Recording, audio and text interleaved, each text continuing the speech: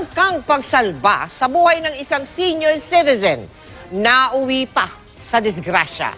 Namatay ang 76 na taong gulang na lalaki matapos mabangga ng truck ang sinasakyan niyang ambulansya. Nakatutok si Oscar Oida. Papunta sanang Amang Rodriguez Hospital ang ambulansyang ito para isugod ang 76 anyos na pasyenteng hirap sa paghinga kagabi. Pero pagtawid ng Hill Fernando, natumbok ito ng isang tumatawid na truck. Sa lakas ng impact, nagpaikot-ikot ang ambulansya at tinamaan ng isang SUV, isang tricycle at 2 motorsiklo. Isa sa mga motorsiklo, nadaganan pa ng ambulansya pagtagilid nito. Sugatan ang lahat ng 9 na sakay ng ambulansya.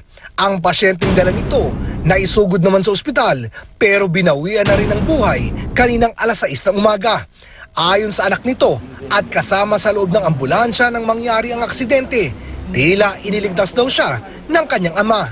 Umikot-ikot daw yung ambulansya. Tapos naano ko sa pinakailalim. Kasi yung tatay ko, napuntad sa akin.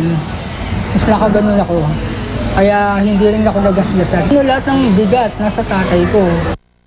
Nakalundag pero sugatan ang rider ng motorsiklong nadaganan ng ambulansya. Most likely, malamang na napisa siya dun sa ilalim kung hindi siya nakatalon.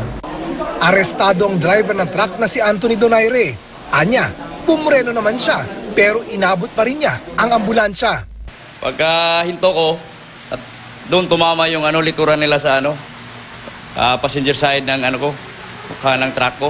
Sa namatayan, pasensya na talaga, hindi ko talaga sinasadya yun. Pasensya na.